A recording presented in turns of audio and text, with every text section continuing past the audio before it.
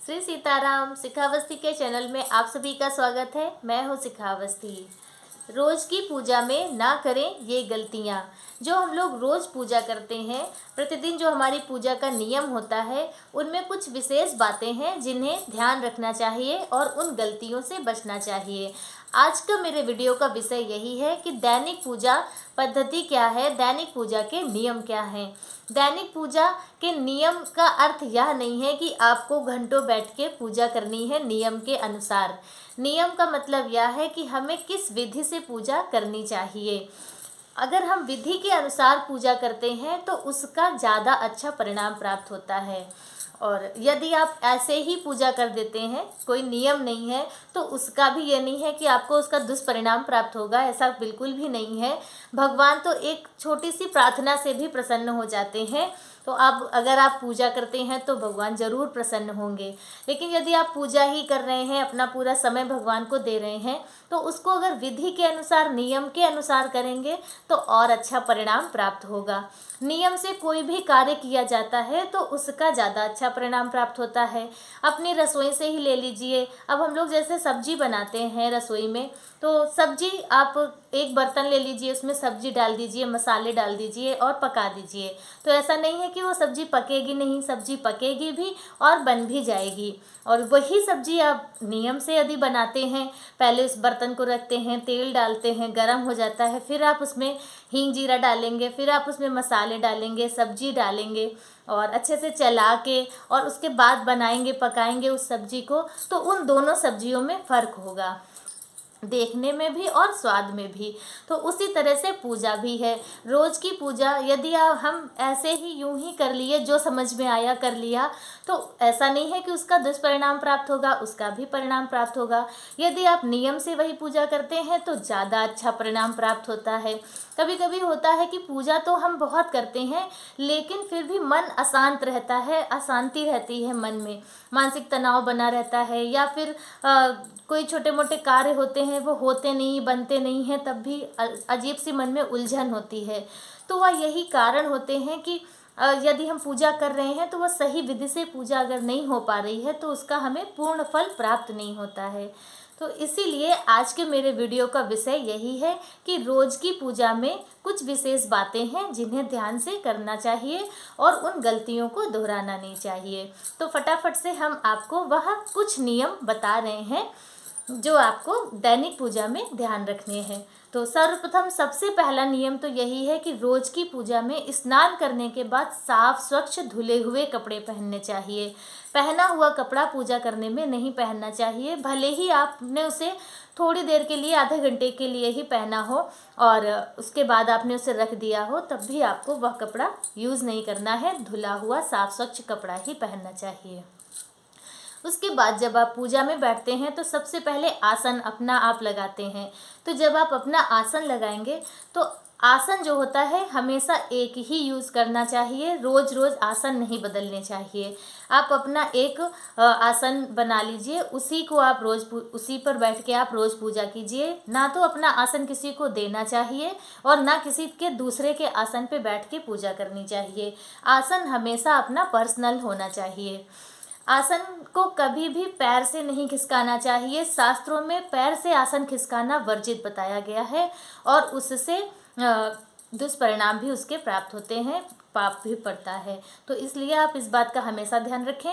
आसन को कभी भी पैर से ना खिसकाएं। अगर आपको खिसकाना है तो झुककर हाथ से आप अपने आसन को खिसका सकते हैं।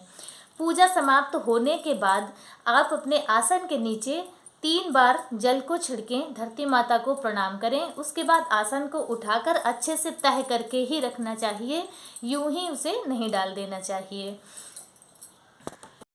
आसन के बाद फिर हम लोग आचमन करते हैं। तो आचमन करने में और रोज़ की पूजा करने में हमेशा जल के 2 पात्र लेने चाहिए। एक पात्र से हम स्वयं पूजा करने के लिए अपना आचमन करते हैं, अपना आसन शुद्ध करते हैं, तो उसके लिए अलग पात्र होना चाहिए जल का। और जिससे हम भगवान को भोग लगाते हैं, भगवान को स्नान कराते हैं, तो वह पात्र अलग होना चाहिए। उन दोनों पात्रों को अलग अलग रखना चाहिए। तो रोज़ की पूजा में जल के 2 पात्र लेने चाहिए, हमेशा 2 पात्र ही रखने होते हैं। और उसके बाद जब आप आचमन करते हैं तो आचमन हमेशा बैठकर करना चाहिए, खड़े खड़े आचमन नहीं करना चाहिए। और आचमन करने में जब हम जल को मुंह में लेते हैं तो श्रूप की आवाज़ नहीं होनी चाहिए, शांत भाव से आचमन करना चाहिए।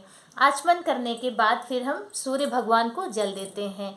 सूर्य भगवान को जब जल देते हैं तो जिस पात्र से आप सूर्य भगवान को जल देंगे, जल देने के बाद फिर उस पात्र को पानी से खंगाल कर फिर उसे यूज़ करना चाहिए। जैसे आपने सूर्य भगवान को जल दिया, जल देने के बाद फिर आप उस पात्र में थोड़ा सा जल, साफ जल डालकर उसे खंगाल के और उस जल को हटा दीजिए। उसके बाद फिर आप उसी पात्र को प्रयोग में ले सकते हैं। अब जैसे सूर्य भगवान को जल दिया, उसके बाद फिर तुलसी माँ को जल देना होता है। भोले बाबा, अगर आप मंदिर जाते हैं, पास में शिवालय है, वहाँ गए आप जल चढ़ाने भोले बाबा को, तो उसी पात्र में ही जल लेकर जाएंगे। तो सूर्य भगवान को जल देने के बाद उस पात्र को खंगाल लें और उसके बाद फिर आप उसका प्रयोग करें। उसी तरह से आप जैसे भगवान आपके जो घर में श्री विग्रह होंगे, लड्डू गोपाल हैं, राधा कृष्ण जी हैं, लक्ष्मी नारायण भगवान हैं, जो भी श्री विग्रह हैं उन्हें आप रोज़ स्नान कराना चाहिए। यदि आप नहीं कराते हैं तो उन्हें रोज़ स्नान कराना चाहिए। यदि आपके घर में श्री विग्रह हैं तो उन्हें रोज़ स्नान जरूर कराना चाहिए। तो स्नान कराने में एक ही पात्र से बराबर सब में ऐसे ऐसे जल नहीं डालना चाहिए। आचमनी या शंख का प्रयोग करना चाहिए। यदि आपके घर में छोटा शंख है तो शंख से स्नान कराने से ठाकुर जी बहुत ज़्यादा प्रसन्न होते हैं। तो यदि आप शंख से स्नान कराते हैं तो बहुत अच्छी बात है, नहीं तो फिर आप जो जल के पात्र के साथ में आचमनी आती है वो उस आचमनी से भगवान को स्नान कराना चाहिए। एक ही लोटे से सभी भगवानों पे जल नहीं डालना चाहिए। और स्नान कराने के बाद भगवान को पोंछना जरूर चाहिए। अच्छे से साफ मुलायम मलमल का कपड़ा हो या सूती कॉटन का कपड़ा हो तो उससे आप भगवान को पोंछना जरूर चाहिए। स्नान कराने के बाद गीले गीले ही उन्हें नहीं वस्त्र पहनाने चाहिए। तो इस तरह से यह जो विधि है या जो नियम है, इनके अनुसार ही भगवान की सेवा करनी चाहिए। उसी तरह से है, ज़्यादातर सभी लोग जानते भी होंगे कि गणेश भगवान को तुलसी पत्र नहीं चढ़ाया जाता है और माता जी को भी तुलसी पत्र नहीं चढ़ाते हैं और माता जी को दूर्वा भी नहीं चढ़ाते हैं। गणेश भगवान को दूर्वा चढ़ाई जाती है। गणेश भगवान और माता दुर्गा माँ को तुलसी का पत्र नहीं चढ़ाते हैं, लेकिन बेलपत्र और समी पत्र से भी गणेश भगवान और दुर्गा माँ बहुत प्रसन्न होती हैं। तो हो सके जब भी आपके पास हो तो बेलपत्र और समी पत्र दुर्गा माँ के ऊपर और गणेश भगवान के ऊपर जरूर चढ़ानी चाहिए।